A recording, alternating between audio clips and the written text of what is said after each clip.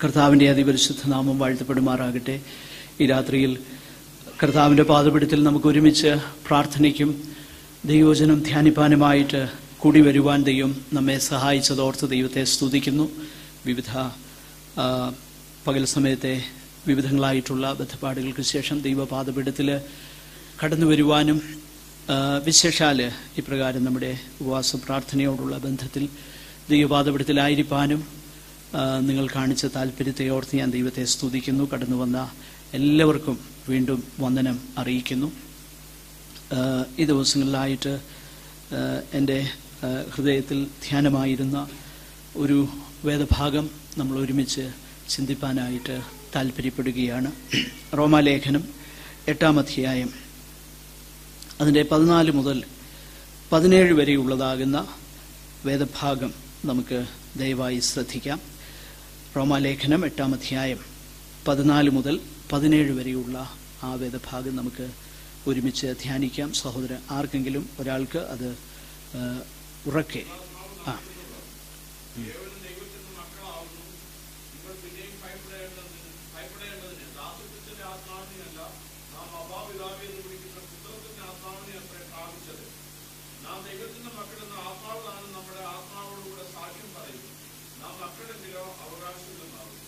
ദൈവത്തിന്റെ അവകാശങ്ങളും ക്രിസ്തുവിന്റെ കൂട്ടവകാശങ്ങളും തന്നെ നാം അവരോടുകൂടെ തേജസ്കരിക്കപ്പെടേണ്ടതിന് അവരോടുകൂടെ കഷ്ടമനുഭവിച്ചാലത്രേ. നമ്മൾ വെളിപ്പെടുവാനുള്ള തേജസ് വിചാരിച്ചാൽ മതിയോ. ഈ രാത്രി സമയം ഈ തിരുവചന ഭാഗത്ത് നിന്ന് അല്പം ചില കാര്യങ്ങൾ ഒരുമിച്ച് ചിന്തിപ്പാനായിട്ട് ഞാൻ താല്പര്യപ്പെടുകയാണ്. ഈ വേദഭാഗം നമ്മൾ വായിക്കുമ്പോൾ ഈ നാം വായിച്ചതാകുന്ന 14 മുതൽ 17 വരെയുള്ള 4 വാക്യങ്ങളിൽ നമ്മെ വിശേഷിപ്പിക്കുവാൻ അല്ലെങ്കിൽ ദൈവജനത്തെ വിശേഷിപ്പിക്കുവാൻ ഉപയോഗിച്ചിരിക്കുന്ന ഒരു പദം ദൈവമക്കൾ എന്നുള്ളതാകുന്ന ആ പ്രത്യേക പദം, അത് എല്ലാ വാക്യങ്ങളിലും നമുക്ക് കാണുവാനായിട്ട് കഴിയുന്നുണ്ട്. ആ ദൈവമക്കൾ എന്നുള്ളതാകുന്ന ആ പദവി ഇവിടെ അത് ബന്ധപ്പെടുത്തിയിരിക്കുന്നത് ദൈവത്തിൻ്റെ പരിശുദ്ധാത്മാവ് നമ്മിൽ ചെയ്യുന്ന പ്രവർത്തനങ്ങളുമായിട്ടാണ്. ആ ദൈവമക്കൾ എന്നുള്ളതാകുന്ന പദവിയെ ഈ വേദഭാഗത്ത് ഈ 4 വാക്യങ്ങളിൽ ബന്ധപ്പെടുത്തി അതിനെ റിലേറ്റ് ചെയ്ത് പറഞ്ഞിരിക്കുന്നത് നമുക്ക് കാണുവാനായിട്ട് കഴിയുന്നുണ്ട്. വിശേഷിച്ച് അതിൻ്റെ 16-ാമത്തെ വാക്യത്തിൽ നമ്മൾ വളരെ വ്യക്തമായിട്ട് കാണുന്നു, നാം ദൈവത്തിൻ്റെ മക്കൾ എന്ന് ആത്മാവ് താനും നമ്മുടെ ആത്മാവോട് കൂടെ സാക്ഷ്യം പറയുന്നു. അപ്പോൾ ദൈവത്തിൻ്റെ മക്കളാകുന്നു നാം എന്നുള്ളതാകുന്ന ആ അഷ്വറൻസ്, ഉറപ്പ് ദൈവത്തിൻ്റെ പരിശുദ്ധാത്മാവ് നമ്മുടെ ആത്മാവോട് സാക്ഷ്യം പറയും.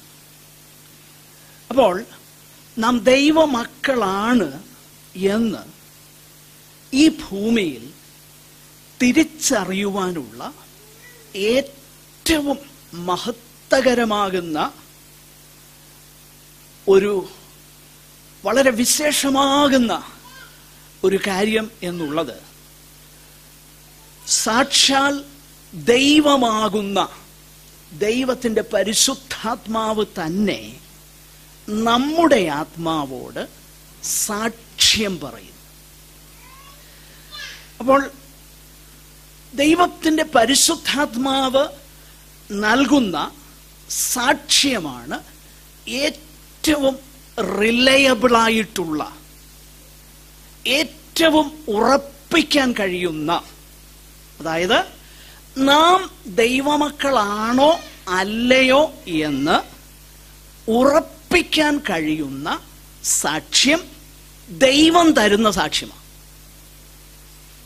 ദൈവം, അതായത് ത്രിയേക ദൈവം ഒരു എസൻസിൽ, ഒരു സത്വത്തിൽ, 3 ആളത്വങ്ങളിൽ എന്നേക്കും നിലനിൽക്കുന്ന, വെളിപ്പെട്ടു വന്നിരിക്കുന്ന, വേദപുസ്തകത്തിൽ നമ്മൾ വായിക്കുന്ന, പരിചയപ്പെടുന്ന ആ ദൈവം തന്നെ, ദൈവ ആത്മാവ് തന്നെ നമുക്ക് നൽകുന്ന സാക്ഷ്യമാണ് നാം ദൈവമക്കളാണോ അല്ലയോ എന്ന് ഉറപ്പാക്കുവാനുള്ള ഏറ്റവും കാതലായ അടിസ്ഥാനപരമാകുന്ന അഷ്വറൻസ്. ഞാൻ ഈ ദിവസങ്ങളിൽ ആ കാര്യം വളരെ ആഴമായിട്ട് ചിന്തിച്ചുകൊണ്ടിരിക്കുക. കാരണം ഒരു വലിയ ആൾക്കൂട്ടമുണ്ട്, ഒത്തിരി പേരുണ്ട് ഒരു സഭയിൽ. പക്ഷെങ്കിൽ നിത്യതയിൽ എത്ര പേര് ചെല്ലും? നിത്യതയിൽ ദൈവമക്കളായവർ മാത്രമേ ചെല്ലത്തുള്ളൂ. അതാണ് അതിൻ്റെ ഇമ്പോർട്ടൻസ്. അതുകൊണ്ടാണ് പുതുതായി ജനിക്കാതെ സ്വർഗരാജ്യം കാണാൻ കഴിയുകയില്ല, അതിലേക്ക് കടപ്പാൻ കഴിയുകയില്ല. നോക്കുക, വീണ്ടും ജനന അനുഭവത്തിൽ കൂടെയാണ് ഒരു കുടുംബത്തിൽ മക്കൾ ഉണ്ടാകുന്നത്, ജനനത്തിലൂടെയാണ്. അതുപോലെ തന്നെ ദൈവഭവനത്തിലും മക്കൾ ഒരു വിധത്തിൽ പറഞ്ഞാൽ ജനനത്തിലൂടെയാണ്. എന്നാൽ മറ്റൊരു കാര്യം കൂടെ ദൈവത്തിന്റെ വചനം പറയുന്നുണ്ട്. നമ്മെ അഡോപ്റ്റ് ചെയ്തിരിക്കുന്നു, നമ്മെ ദത്തെടുത്തിരിക്കുന്നു. സത്യത്തിൽ ഇത് രണ്ടും ഒന്ന് തന്നെയാണ്. കാരണം അഡോപ്ഷൻ എന്ന പദം നമ്മുടെ ഇന്നത്തെ അർത്ഥത്തിലല്ല വേദപുസ്തകത്തിൽ ഉപയോഗിച്ചേക്കുന്നത്. ഇന്നത്തെ അർത്ഥത്തിൽ ഒരു ലീഗൽ അഡോപ്ഷൻ എടുക്കുന്നതിനെ കുറിച്ച് ചിന്തിച്ചു കഴിഞ്ഞാൽ, ഒരു പക്ഷേ ഒരു കുടുംബത്തിൽ ഒരു കുഞ്ഞിനെ ദത്തെടുത്താൽ ബയോളജിക്കലി ബോണായിട്ടുള്ള കുഞ്ഞുങ്ങൾക്ക് അത്രയുമുള്ള അവകാശവും അധികാരവും ഒന്നും ചിലപ്പം ചില ഭവനങ്ങളിൽ ലഭിച്ചെന്ന് വരികയില്ല. എന്നാൽ ആ പ്രത്യേക സാഹചര്യത്തിൽ, ആ റോമൻ പശ്ചാത്തലത്തിൽ ചിന്തിച്ചു നോക്കിക്കഴിഞ്ഞാൽ, അഡോപ്റ്റഡ് സൺസ് എന്ന് പറയുന്ന, അല്ലെങ്കിൽ അഡോപ്റ്റഡ് ചിൽഡ്രൻ എന്ന് പറയുന്നത് ബയോളജിക്കലായിട്ട് ജനിച്ച കുഞ്ഞുങ്ങളെ പോലെ തന്നെ അതേ അധികാരവും പദവിയും അവകാശവും എല്ലാം ഉള്ളവരവർ. ഒരു പിതാവിന്റെ സാന്നിധ്യത്തിലേക്ക് ബയോളജിക്കലി ബോണായിട്ടുള്ള കുഞ്ഞിനുള്ള അധികാരവും അവകാശവും സ്നേഹവും എന്തൊക്കെയുണ്ടോ അതെല്ലാം തന്നെ അഡോപ്റ്റ് ചെയ്തവർക്കുണ്ടായിരുന്നു ആ കാലഘട്ടത്തിൽ. അപ്പോൾ ആ അർത്ഥത്തിലാണ് വേദപുസ്തകത്തിൽ നമ്മെ ദത്തെടുത്തിരിക്കുന്നു എന്ന് പറഞ്ഞിരിക്കുന്നത്.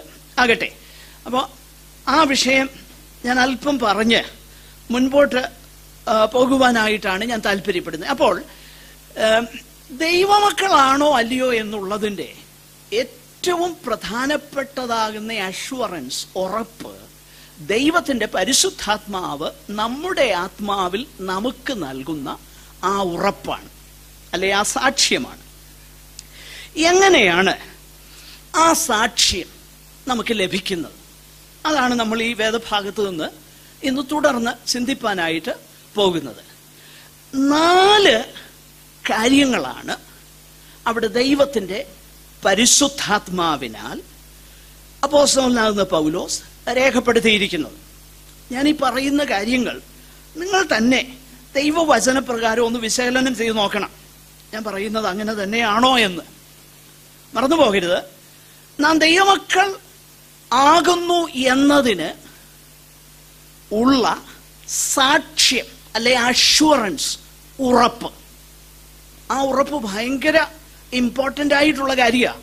കാരണം നമ്മൾ ദൈവമക്കളാണെന്ന് ധരിച്ച് ഇങ്ങനെ കൂട്ടത്തിൽ കൂടി പാട്ടും പാടി കൈയും അടിച്ചു പോയിട്ട് ഒരു ദിവസം നിത്യതയിൽ ചെല്ലുമ്പം ഞാൻ നിങ്ങളെ ഒരു നാളും അറിഞ്ഞില്ല എന്നുള്ള വാക്കാണ് നമ്മൾ കേൾക്കുന്നെങ്കിൽ അതുപോലെ അരിഷ്ടത ഒരു മനുഷ്യന് വരാനില്ല. പക്ഷെ വേദപുസ്തകം പഠിപ്പിക്കുന്നു അങ്ങനെ ഉണ്ടാകുമെന്ന് പഠിപ്പിക്കുന്നു.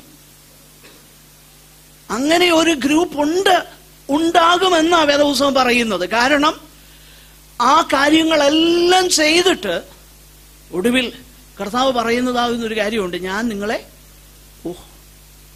എന്തോ ഒരു വലിയ എത്ര പ്രയാസപ്പെടേണ്ട, എത്ര സീരിയസ് ആയിട്ടുള്ള ഒരു വിഷയമാണ്. അപ്പോൾ അതാണ് ഈ കാര്യത്തിൻ്റെ ഉറപ്പ് നമുക്കുണ്ടാകേണ്ടത്. നമുക്ക് ആ കാര്യം ഈ വേദഭാഗത്ത് നിന്ന് മാത്രം ഒന്ന് ചിന്തിക്കാം. വളരെ ചുരുങ്ങിയ സമയം കൊണ്ട് ഞാൻ വളരെ ലളിതമാകുന്ന നിലയിൽ ആ കാര്യം ഒന്ന് വിശദീകരിച്ച് അവസാനിപ്പിക്കാനാണ് ഞാൻ താല്പര്യപ്പെടുന്നത്. എന്തൊക്കെയാണ് ആ അഷ്വറൻസ്? എന്താണ് സത്യത്തിൽ ദൈവത്തിന്റെ പരിശുദ്ധാത്മാവ് നമുക്ക് നാം ദൈവമക്കളാകുന്നു എന്ന് നൽകുന്ന അഷ്വറൻസ് എന്താ? ഒന്ന്, we are led by the Spirit of God. ഒന്നാമത്തെ തെളിവ്, നാം ദൈവാത്മാവിനാൽ നടത്തപ്പെടുന്നു എന്നുള്ളത്. അതെന്ത് അർത്ഥമാക്കിയെന്നുള്ളത് നമ്മൾ അവിടുന്ന് തന്നെ ഒന്ന് ചിന്തിക്കാൻ പോവുകയാണ്. രണ്ടാമത്തെ വിഷയം, പിതാവാകുന്ന ദൈവത്തിന്റെ സന്നിധാനത്തിൽ നമുക്ക് ഭീതിയില്ല.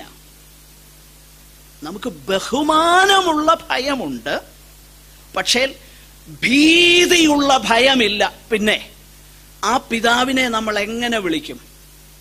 അബ്ബാ, പിതാവേ. 3, അപ്പോൾ നാം ദൈവമക്കളെന്ന് പറയുമ്പോൾ, നാം വീണ്ടും ജനിച്ചെങ്കിൽ, നമ്മൾ ദൈവ കുടുംബത്തിലായെങ്കിൽ, ഉള്ളിൻ്റെ ഉള്ളിൽ സർവശക്തനായ ദൈവത്തെ പിതാവേ എന്ന് വിളിക്കുവാൻ നോക്കണം. ഭൂമിയിലുള്ള പിതൃപുത്ര ബന്ധത്തെക്കാളും ആഴമായ ബന്ധം, ആ ബന്ധത്തിലേക്ക് നാം വന്നിരിക്കുന്നു എന്ന ബോധം നമ്മുടെ ഉള്ളിലുണ്ടാകും. അത് രണ്ടാമത്തെ തെളിവ്. ഞാനിത് വിശദീകരിക്കാം, എന്നാൽ ഈ 4 കാര്യം ഒന്ന് പറഞ്ഞു പോകാം. മൂന്നാമതായിട്ട്, അപ്പോൾ ആ ഒരു ഭയം മാറിയിട്ട് ദൈവ സന്നിധാനത്തിലേക്കുള്ളതാകുന്ന ആക്സസ്, ആ ഭീതി മാറിയിട്ട് പിതാവിന്റെ സന്നിധാനത്തിലേക്ക് കടന്നു തരുവാനുള്ളതാകുന്ന ആ സ്വാതന്ത്ര്യം, ഫിയർ മാറിയിട്ട് നമുക്ക് സ്വാതന്ത്ര്യം, ഭയം മാറിയിട്ട് നമുക്ക് ഫ്രീഡം ഇൻസ്റ്റെഡ് ഓഫ് ഫിയർ. 3, നമ്മളവിടെ കാണുന്നു അബ്ബ, പിതാവേ എന്ന് വിളിക്കുന്ന പുത്രത്വത്തിന്. അപ്പോൾ ഈ കാര്യം ആ വേദഭാഗത്ത് നമ്മൾ വായിക്കുന്നു. 15-ാമത്തെ വാക്യത്തിന്റെ 2-ാമത്തെ ഭാഗത്ത് അബ്ബ, പിതാവേ. 15-ാം വാക്യത്തിന്റെ ആരംഭത്തിൽ നമ്മൾ കാണും, നിങ്ങൾ പിന്നെയും ഭയപ്പെടേണ്ടതിന് ദാസ്യത്വത്തിന്റെ സ്ലൈവറി മനോഭാവം അല്ല, ഭയപ്പെടുന്ന ഒരു പിന്നെയും ആ കാലഘട്ടത്തിലേക്ക് നമ്മൾ പോയി കഴിഞ്ഞാൽ ഒരു സ്ലൈവ് ആൻഡ് മാസ്റ്റർ റിലേഷൻഷിപ്പ്, അതിന്റെ നെഗറ്റീവായിട്ടുള്ള വശം അവിടെ പോൾ പറയുന്നത്. അതേസമയം തന്നെ നമ്മൾ നീതിയുടെ ദാസന്മാരാണെന്നും നമ്മൾ ദൈവത്തിന്റെ ദാസന്മാരാണെന്നും ഒക്കെ പോൾ പറയുന്നുണ്ട്. അതൊരു പോസിറ്റീവ് സെൻസിൽ. എന്നാൽ നെഗറ്റീവ് സെൻസിൽ ദാസനും യജമാനനും എന്നുള്ളതാകുന്ന ആ ഭയം മാറിയിട്ട് മക്കളെന്നുള്ളതാകുന്ന ആ സ്വാതന്ത്ര്യം നമുക്ക് ലഭിച്ചിരിക്കുന്നു. ആ ബോധം നമ്മുടെ ഉള്ളിലേക്ക് വരുന്നു.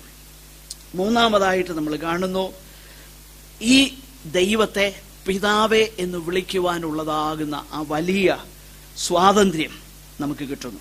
നാലാമതായിട്ട് നമ്മൾ ദൈവമക്കൾ ആകുന്നു എന്നതിൻ്റെ അഷ്വറൻസ്, നമ്മുടെ കാഴ്ചപ്പാടെല്ലാം അങ്ങ് മാറും. എന്നിട്ട് ആ 17-ാം വാക്യം ശ്രദ്ധിച്ചാൽ, നാം മക്കളെങ്കിലോ അവകാശികളുമാകുന്നു, എന്നിട്ട് ദൈവത്തിന്റെ അവകാശികളാകുന്നു. എന്താണ് നാം ദൈവത്തിന്റെ അവകാശികളെന്ന് പറഞ്ഞാൽ? ഭൂമിയിലുള്ള ഏതവകാശത്തെക്കാളും വലിയ അവകാശം നിത്യതയുമായി ബന്ധപ്പെട്ടതാണ് എന്നുള്ള തിരിച്ചറിവ് നമ്മുടെ ഉള്ളിലേക്ക് വരികയാണ്. പിന്നെ നമ്മൾ ഈ ഭൂമിക്ക് വേണ്ടിയല്ല ജീവിക്കുന്നത്. നമ്മുടെ പ്രാർത്ഥനയും നമ്മുടെ ഉപവാസവും നമ്മുടെ യാതൊന്നും ഇവിടെയുള്ളതാകുന്ന കാര്യത്തിന് വേണ്ടിയിട്ടല്ല, നിത്യതയ്ക്ക് വേണ്ടിയിട്ടാണ്. അപ്പോൾ ദൈവത്തിന്റെ പരിശുദ്ധാത്മാവ് നൽകുന്ന സാക്ഷ്യം എന്താ?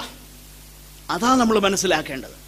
മനുഷ്യൻ പറയുന്ന സാക്ഷ്യമല്ല, സഭ തരുന്ന സർട്ടിഫിക്കറ്റ് അല്ല, വേറെ ആരും പറയുന്ന കാര്യങ്ങളല്ല. അതിനേക്കാളെല്ലാം ഉപരിയായിട്ട് the most important assurance that God the Holy Spirit gives, ദൈവത്തിന്റെ പരിശുദ്ധാത്മാവ് നൽകുന്ന അഷ്വറൻസ്, ഉറപ്പ്, അതാണ് വലിയ കാര്യം. നമുക്ക് അല്പമാ ഞാൻ ഈ പറഞ്ഞ 4 കാര്യങ്ങൾ നമുക്ക് പെട്ടെന്നൊന്ന് ചിന്തിക്കാം. ഒന്നാമത്, അതിന്റെ 14-ാമത്തെ വാക്യം, ദൈവാത്മാവ് നടത്തുന്ന ഏവനും, ദൈവാത്മാവ് നടത്തുന്നവർ ഏവരും ദൈവത്തിന്റെ മക്കളാകും. അപ്പൊ ദൈവമക്കളുടെ ഒരു സ്വഭാവമെന്നുള്ളത് അവര് ദൈവാത്മാവിനാൽ നടത്തപ്പെടുന്നവരാണ് എന്നുള്ളതാണ്. ഇനിയും അങ്ങനെ ദൈവാത്മാവിനാൽ നടത്തപ്പെടുന്നു എന്ന് പറഞ്ഞേക്കുന്നത് ഒരു പൊതുവായ അർത്ഥത്തിലല്ല എന്നുള്ളത് നമ്മളൊന്ന് മനസ്സിലാക്കണം. ദൈവത്തിന്റെ മക്കളെ ആര് നടത്തുന്നു? ദൈവാത്മാവ് നടത്തുന്നു. പൊതുവെ നമുക്ക് പരിചയമുള്ള ഒരു വാക്കാണ്, ഒരു നടത്തിപ്പ് ഇല്ലായിരുന്നു, അല്ലേ? ഇന്നതിനൊരു നടത്തിപ്പുണ്ട്, അല്ലെ? ഒരു പുതിയ ജോലി എടുക്കാൻ അതിനൊരു നടത്തിപ്പുണ്ട്. ഞാൻ പറഞ്ഞു വരുന്നത് അതൊക്കെ ദൈവാത്മാവ് അല്ലെ ദൈവമക്കൾക്ക് ആ ഗൈഡൻസ് ഉണ്ടാകുകയെന്നൊന്നുമല്ല ഞാൻ പറയുന്നത്, അതൊക്കെ ഉണ്ട്. ഒരിക്കൽ ഒരാൾ പറഞ്ഞു, രാവിലെ ഞാൻ എണ്ണീക്കുന്നുടനെ ഇന്ന് ഞാൻ ഏത് കളറുള്ള ഷർട്ട് ഇട്ടുകൊണ്ടാണ് ഓഫീസിൽ പോകേണ്ടതെന്ന് ആത്മാവ് രാവിലെ വന്ന് എന്നോട് പറയും. അപ്പം ചുമപ്പെങ്കിൽ ചുമപ്പ്, പച്ചയെങ്കിൽ പിന്നെ ഞാൻ അതിട്ടുകൊണ്ടാണ് പോകുന്നതെന്നൊക്കെ പറഞ്ഞു. എനിക്കറിയത്തില്ല അങ്ങനെ പറയുമെന്ന്. അതാണ് ദൈവാത്മാവിന്റെ നടത്തിപ്പെന്നുള്ളത് ഞാൻ ചിന്തിക്കുന്നില്ല. കാരണം നമ്മൾ ഏത് കളറുള്ള ഉടുപ്പിട്ടുകൊണ്ട് പോകണമെന്നൊക്കെ എന്ന് പറഞ്ഞാൽ, പക്ഷെ അങ്ങനെയുള്ള നമ്മൾ ഈ പറയുന്ന നടത്തിപ്പിനെ കുറിച്ച് അല്ല ഇവിടെ ദൈവത്തിന്റെ വചനം പറയുന്നത്. അതാ ഞാൻ പറഞ്ഞു വരുന്നത്.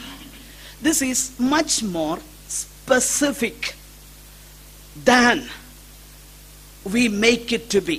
നമ്മൾ പൊതുവെ ആത്മാവിന്റെ നടത്തിപ്പെന്ന് പറയുന്നതിനേക്കാൾ ഒന്നുകൂടെ സ്പെസിഫിക് ആണ് ഇവിടെ നമ്മൾ വായിക്കുന്നത്. എന്താണ് ആത്മാവിന്റെ നടത്തിപ്പ്? 13-ാം വാക്യം ഒന്ന് വായിച്ചേ. യെസ്.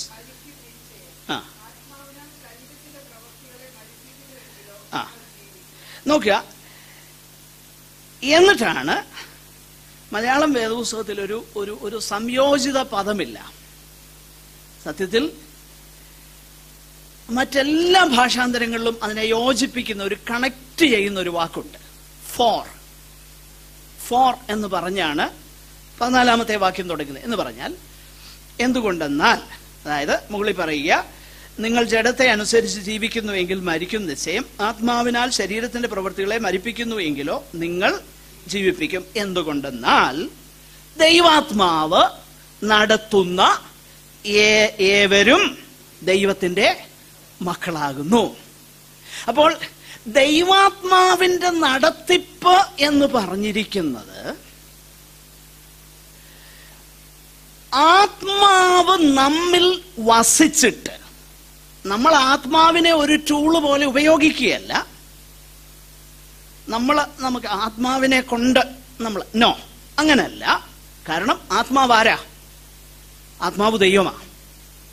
നമ്മൾ ആത്മാവിനെ ഉപയോഗിക്കുകയല്ല, പിന്നെ ആത്മാവ് നമ്മെ ഉപയോഗിക്കുക.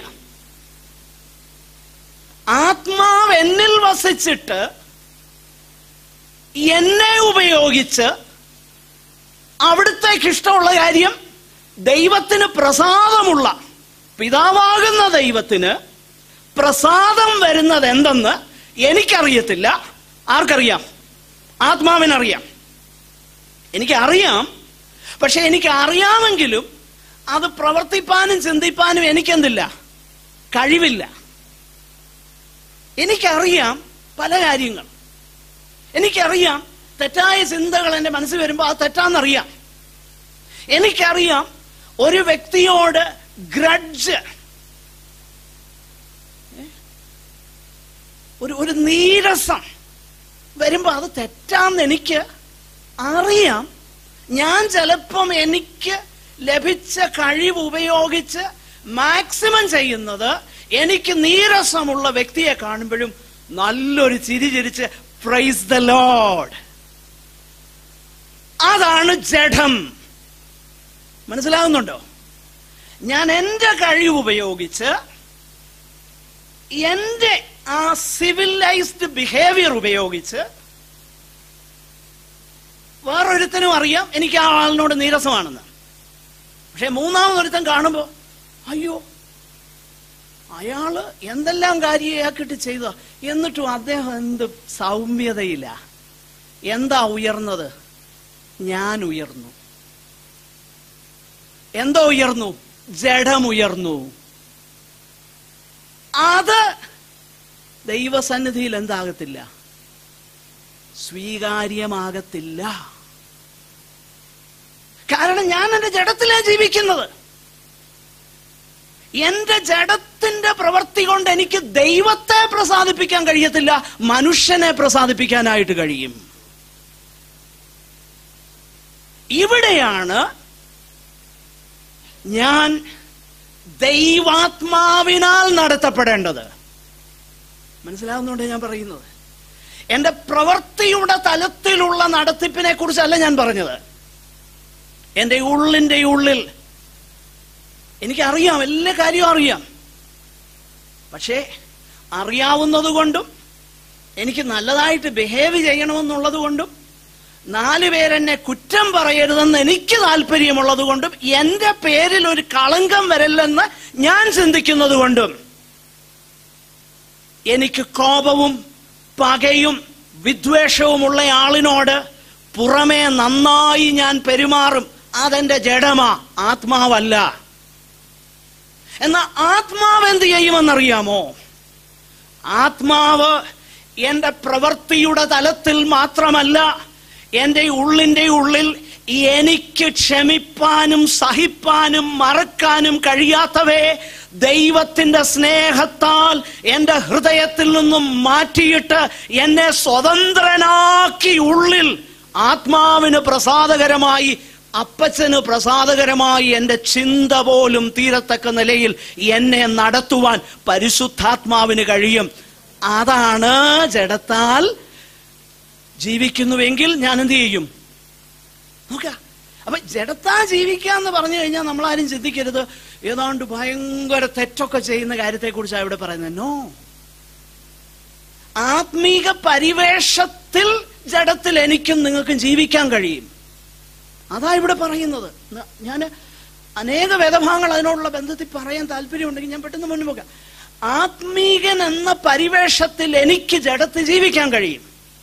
ഒരു തെറ്റും ചെയ്യാതെ, ഒരു തെറ്റും ചെയ്യാതെ, ആരെയും ഉപദ്രവിക്കാതെ, ആർക്കും ഒരു ദോഷം ചെയ്യാതെ, എല്ലാവരോടും നല്ലപോലെ ബിഹേവ് ചെയ്ത് എനിക്ക് ജഡത്തിൽ ജീവിക്കാൻ കഴിയും. അത് എവിടെ പ്രസാദമാകില്ല? ദൈവത്തിന് പ്രസാദമാകില്ല. മനുഷ്യന് പ്രസാദമാകും, സഭയിൽ പ്രസാദമാകും, സമൂഹത്തിൽ പ്രസാദമാകും, നാട്ടിൽ അത് പ്രസാദമാകും, നല്ല മനുഷ്യനാന്ന് പറയും. നോ, അതല്ല വിഷയം. ദൈവപ്രസാദകരമായി ഞാൻ ജീവിക്കണമെങ്കിൽ ഞാൻ ആത്മാവിനാൽ നടത്തപ്പെടണം. ആത്മാവിനാൽ നടത്തപ്പെട്ടെങ്കിൽ മാത്രമേ എനിക്ക് ആത്മാവെന്നിൽ ജഡത്തിന്റെ പ്രവൃത്തികളെ മരിപ്പിക്കുകയുള്ളൂ. ജഡത്തിന്റെ പ്രവൃത്തി എന്ന് പറയുമ്പോൾ ആ ചിന്താമണ്ഡലങ്ങളും ആ ഭാവങ്ങളും മനോഭാവങ്ങളൊക്കെ അതിനകത്ത് ഉൾപ്പെട്ടതാ. അതുകൊണ്ടാണ് ഞാനത് പറയുന്നത്. പ്രിയപ്പെട്ടവരെ, പ്രവൃത്തിയുടെ തലമല്ല ഇവിടെ വിഷയം. അതിനേക്കാൾ ഉപരി ദൈവത്തിന്റെ പരിശുദ്ധാത്മാവ് എന്നെ അതിനായി നടത്തുന്നുവോ? ആ തിടുക്കം എൻ്റെ ഉള്ളിലുണ്ടോ? അതാ ഞാൻ ദൈവമക്കളാണോ അല്ലയോ, ഞാനും നിങ്ങളും ദൈവമക്കളാണോ അല്ലയോ എന്ന് നമുക്കറിയാൻ പറ്റുന്ന അതിനാലാ. ഓ റോങ്, എനിക്ക് ആ ഗ്രഡ്ജ് പാടില്ല, പക്ഷെ എനിക്ക് പറ്റത്തില്ല, ദൈവമേ എന്നെ സഹായിക്കണമേ, ഞാൻ ഇതാ എന്ന് പറഞ്ഞ് സമർപ്പിക്കുന്നെങ്കിൽ ആത്മാവ് എന്ത് ചെയ്യുമെന്നറിയാമോ? അതിനെ എടുത്തു കളയും. 100% എടുത്തു കളയും പ്രിയപ്പെട്ടവരെ. അതാണ്. അപ്പോൾ ഒന്നാമത്തെ കാര്യം ഇവിടെ ദൈവത്തിന്റെ പരിശുദ്ധാത്മാവ് പറയുന്ന ഒരു കാര്യം നമ്മൾ മനസ്സിലാക്കണം. ആത്മാവ് നടത്തുന്ന, ദൈവാത്മാവ് നടത്തുന്നവർ ഏവരും ദൈവത്തിന്റെ മക്കളാകുന്നു. രണ്ടാമത്, ഞാൻ നേരത്തെ പറഞ്ഞു, അതുകൊണ്ട് പെട്ടെന്ന് അങ്ങ് പറഞ്ഞു പോകാം.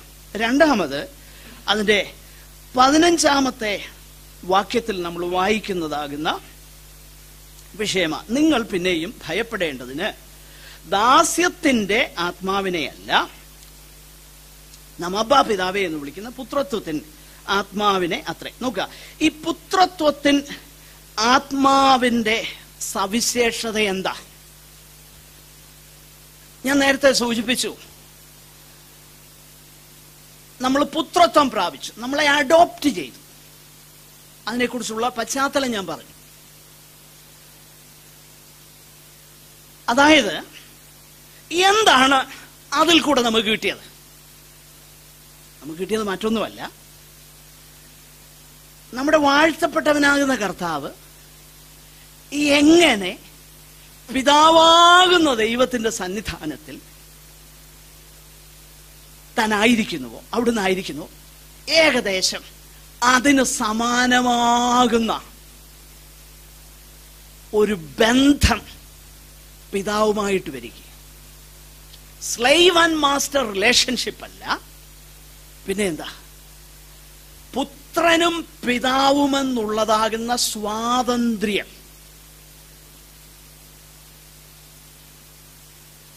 ദൈവത്തിന്റെ സ്വാതന്ത്ര്യം, പിതാവെന്ന് വിളിക്കുന്ന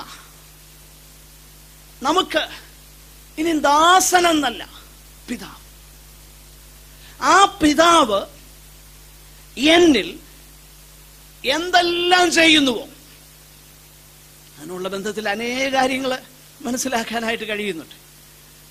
വിശേഷിച്ച് എബ്രായ ലേഖനമൊക്കെ നമ്മൾ വായിച്ചു നോക്കിക്കഴിഞ്ഞാൽ നമ്മളെ എന്ത് ചെയ്യുന്നു? ബാലശിക്ഷ തരുന്നു. ബാലശിക്ഷ തരുന്നത് എന്തിനാ? നമ്മള് മക്കളാകൊണ്ട്. അപ്പോൾ പിതാവെന്നുള്ള ബന്ധം ഒരു സ്ലൈവിനെ പണിഷ് ചെയ്യുന്നത് പോലെ അല്ല, പിന്നെങ്ങനാ? മക്കളെന്നുള്ളതാകുന്ന ബന്ധം. ഭയമുണ്ട്, ബഹുമാനമുണ്ട്, എല്ലാം ഉണ്ട്. പക്ഷേ ദൈവസന്നിധാനത്തിൽ എനിക്ക് എന്തില്ല? ഭീതിയില്ല. ഭീതിയില്ല. എനിക്ക് ദൈവത്തെ ഭയമാ, എനിക്ക് ഭീതിയില്ല. നാളെ എന്താകുമെന്നുള്ള ഭീതി ഇല്ല, അത് മാറി. നേരത്തെ ഭീതിയായിരുന്നു ദൈവമക്കളാകുന്നതിന് മുൻപേ. എന്നാൽ ദൈവമക്കളായി കഴിഞ്ഞപ്പോൾ ഉള്ളിന്റെ ഉള്ളിൽ ദൈവം ആ ഭീതി മാറ്റിയിട്ട് ദൈവ സാന്നിധ്യത്തിലുള്ളതാകുന്ന സ്വാതന്ത്ര്യം ദൈവം നമുക്ക് തരിക.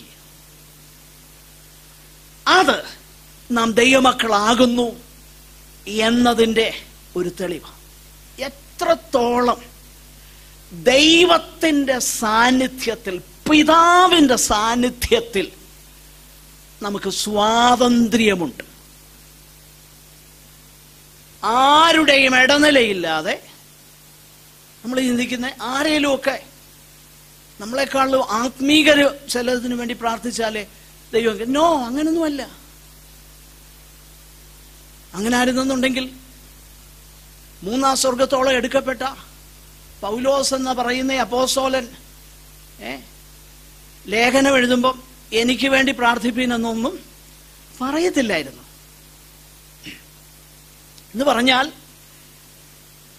പോളിന്റെ ചിന്തയിൽ തന്നെ പോലെ തന്നെ ഒരു സഭയിലുള്ള ആരും അറിയാത്ത ഒരു ദൈവ പൈതലിന് അതുപോലെ ആക്സസ് ഉണ്ട്, അതുപോലെ സ്വാതന്ത്ര്യം. എവിടെ? പിതാവിന്റെ സന്നിധാനത്തിൽ. പിതാവിനോട് നമുക്ക് സംസാരിപ്പാൻ കഴിയും. വേറൊരുത്തം വന്ന് നമ്മളോട് പറയേണ്ട കാര്യമൊന്നുമില്ല. അപ്പൊ ദൈവമക്കളാകുന്നു എങ്കിൽ ഈ സ്വാതന്ത്ര്യം നമ്മൾ അനുഭവിക്കണം. മൂന്നാമതായിട്ട് നമ്മൾ വായിക്കുന്നു, നാം അബ്ബാ പിതാവേ എന്ന് വിളിക്കുന്ന പുത്രത്വത്തിൻ ആത്മാവിനെ.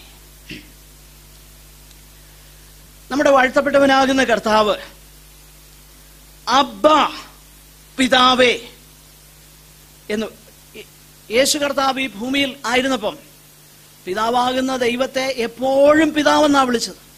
ഒറ്റ പ്രാവശ്യമേ ഉള്ളൂ, എൻ്റെ ദൈവമേ എൻ്റെ ദൈവമേ നീ എന്നെ കൈവിട്ടത് എന്ത് എന്ന് ചോദിച്ചുള്ളൂ. ബാക്കി എല്ലാ സമയത്തും കർത്താവ് പിതാവിനെ പിതാവെന്നാണ് വിളിച്ചത്. അത് കർത്താവിന്റെ പശ്ചാത്തലം വെച്ച് ചിന്തിക്കുമ്പം അത് ചെറിയ കാര്യമൊന്നുമല്ല. കാരണം പഴയ നിയമത്തിൽ ആകെപ്പാടെ ദൈവത്തെ 14 പ്രാവശ്യമാണ് പിതാവ് എന്ന് രേഖപ്പെടുത്തിയിരിക്കുന്നത്. പക്ഷെ അതൊരു പേഴ്സണൽ സെൻസിലല്ല. ഞങ്ങളുടെ പിതാവാകുന്ന ദൈവമേ എന്നാരും വിളിച്ചിട്ടില്ല. തേർഡ് പേഴ്സണിലൊക്കെ പറഞ്ഞിട്ടുണ്ട്. എന്നാൽ യേശു കർത്താവ് ഈ ഭൂമിയിലേക്ക് വന്നപ്പം ദൈവത്തെ പിതാവേ എന്ന് സംബോധന ചെയ്തു. ഗെത്സമനയിൽ യേശു കർത്താവ് പിതാവിനെ ഒന്നുകൂടെ ക്ലോസ് ആയിട്ടുള്ള ഒരു ടേം ഉപയോഗിച്ച സംബോധന ചെയ്യുന്നത് അബ്ബാ പിതാവേ. അരാമ്യ ഭാഷയിലുള്ള ഒരു പദമാണത്. എന്ന് പറഞ്ഞാൽ നമ്മുടെ വീടുകളിൽ പിതാവിനെ വിളിക്കുവാൻ ഏറ്റവും സ്നേഹത്തിൽ നമ്മൾ ഉപയോഗിക്കുന്ന പദത്തിന് തുല്യമാകുന്ന ഒരു പദമാണ്. അപ്പോൾ അതേ കാര്യം ഇവിടെ എടുത്ത് പറയുന്നത്, യേശു കർത്താവ് തൻ്റെ ജീവിതത്തിൻ്റെ ഏറ്റവും പ്രയാസകരമാകുന്ന സങ്കടങ്ങളുള്ള അനുഭവത്തിൽ ആ ഗെത്സമനയിൽ ദൈവത്തെ വിളിച്ചത് എങ്ങനെയാ? അബ്ബാ പിതാവേ. ആ ആത്മാവിനെ നമ്മുടെ ഹൃദയങ്ങളിൽ തന്നു എന്ന് പറഞ്ഞാൽ യേശു കർത്താവ് ദൈവവുമായിട്ട് എങ്ങനെ ബന്ധപ്പെട്ടിരിക്കുന്നോ ആ ഒരു ബന്ധത്തിലേക്ക് ദൈവം നമ്മളെ കൊണ്ടുവന്നു എന്ന ഉറപ്പ് നമ്മുടെ പ്രാർത്ഥനയിൽ നമുക്കുണ്ട്. അതുമാത്രമല്ല, ദൈവത്തിന്റെ പരിശുദ്ധാത്മാവ് ആ ഉറപ്പ് നമുക്ക് തന്നോണ്ടേയിരിക്കും. നാം അബ്ബാ പിതാവേ എന്ന് വിളിക്കുന്ന പുത്രത്വത്തിന്റെ ആത്മാവ് ഇത് ഉള്ളിന്റെ ഉള്ളിൽ അനുഭവിപ്പാൻ കഴിയുന്നവരാ ദൈവമക്കൾ. നോക്കണം, ദൈവമക്കൾ ആരാ? ആത്മാവ് നടത്തപ്പെടുന്നവർ. ദൈവമക്കൾ ആരാ? ഭയം കൂടാതെ പിതാവിന്റെ സാന്നിധ്യത്തിലേക്ക് ചെല്ലുവാൻ ധൈര്യം കിട്ടിയവർ, അവരാ ദൈവമക്കൾ. 3, ഏറ്റവും സ്നേഹബന്ധത്തിൽ സ്വർഗസ്ഥനായ പിതാവിനെ അപ്പച്ച എന്ന് വിളിക്കുവാൻ, ഉള്ളിന്റെ ഉള്ളിൽ ധൈര്യത്തോടെ വിളിക്കുവാൻ കഴിയുന്നവരാണ് ദൈവമക്കൾ. ഒരു കാര്യം കൂടെ പറയാം. അതിന്റെ അടുത്ത വാക്യത്തിൽ ദൈവമക്കൾക്ക് ഉള്ള സാക്ഷ്യം എന്താ? നാം മക്കളെങ്കിലോ അവകാശികളുമാകുന്നു. എന്താണ് അവകാശികൾ എന്ന് പറഞ്ഞാൽ? പൗലോസ് അവിടെ വ്യക്തമാക്കുക, ദൈവത്തിന്റെ അവകാശികളാകുന്നു. ആ വാക്ക് വളരെ വിശദമായി ചിന്തിക്കേണ്ട ഒരു കാര്യമാണ്. ദൈവത്തിന്റെ അവകാശി എന്ന് പറഞ്ഞാൽ, ഇത് പറയുമ്പം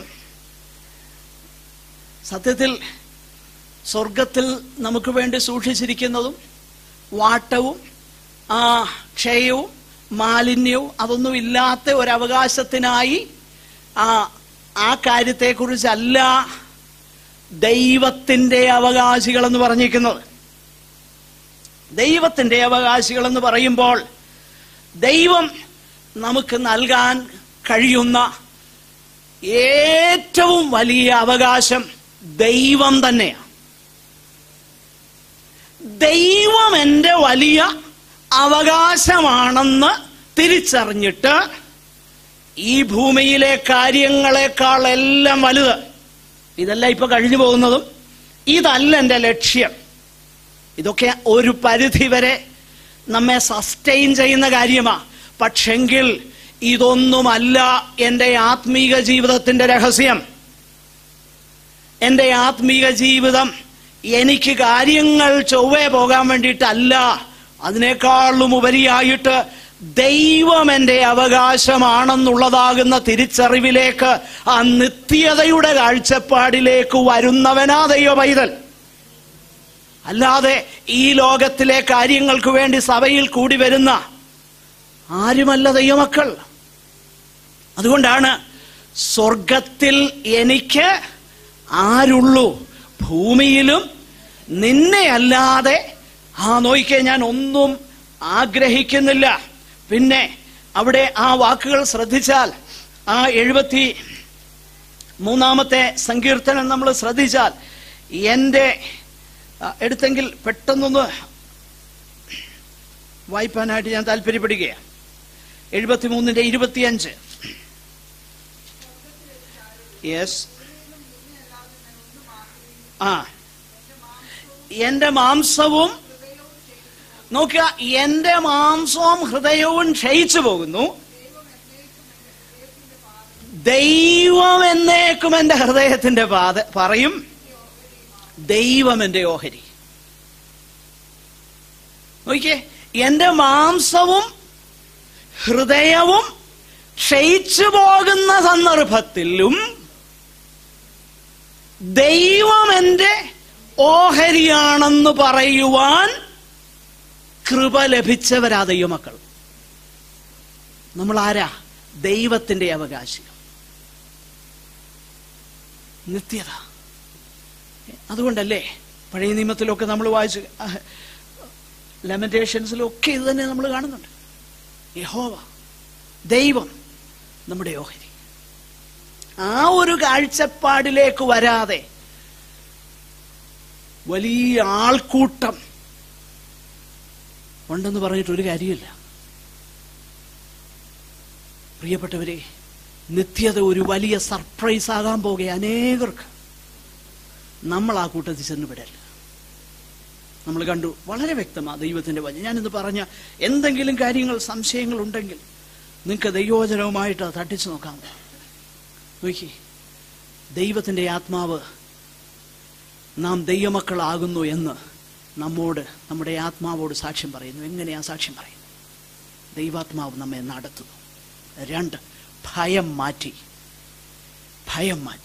3, അബ്ബാ എന്ന്, പിതാവേ എന്ന് സർവശക്തനായ ദൈവത്തെ, താൻ മാത്രം അമർത്യതയുള്ളവന്, അടുത്തുകൂടാത്ത വെളിച്ചത്തിൽ വസിക്കുന്നവന്, ആരും കണ്ടിട്ടില്ലാത്തവനും കാണാൻ കഴിയാത്തവനുമാകുന്ന സർവശക്തനും സർവജ്ഞാനിയും എല്ലായിടത്തും അവിടുത്തെ സാന്നിധ്യവുമുള്ള, സകലത്തെയും ഒരു വാക്കുകൊണ്ട് വിളിച്ചു വരുത്തിയ ആ സർവശക്തനും ഭയങ്കരനുമാകുന്ന ദൈവത്തെ അപ്പാ, പിതാവേ എന്ന് പുത്രൻ സംബോധന ചെയ്യുന്ന ആ പുത്രന്റെ ആത്മാവ് ഉള്ളിൽ സാക്ഷ്യം തരുന്ന അവരാ ദൈവമക്കൾ. 3, ദൈവമായ എൻ്റെ ഓഹരി എന്ന് ഈ ഭൂമിയിൽ വെച്ച് ഉള്ളിൻ്റെ ഉള്ളിൽ ഉറച്ച നിർണയത്തോടെ, മറ്റെന്തിനേക്കാളും, എൻ്റെ മാംസവും ദേഹവും ക്ഷയിച്ചു പോയാലും എന്തെല്ലാം പോയാലും ദൈവം എൻ്റെ ഓഹരി എന്ന് പറയാൻ കഴിയുന്നവരാ ദൈവമക്കൾ. ഈ വചനങ്ങളാൽ കർത്താവ് നമ്മെ അനുഗ്രഹിക്കട്ടെ. നമ്മെ തന്നെ ദൈവസന്നിധാനത്തിൽ സമർപ്പിച്ച് നമുക്ക് ഒരുമിച്ച് പ്രാർത്ഥിക്കാം. സഹോദരന്മാരിൽ ഒരാൾക്ക് ദയവായി പ്രാർത്ഥിക്കാം.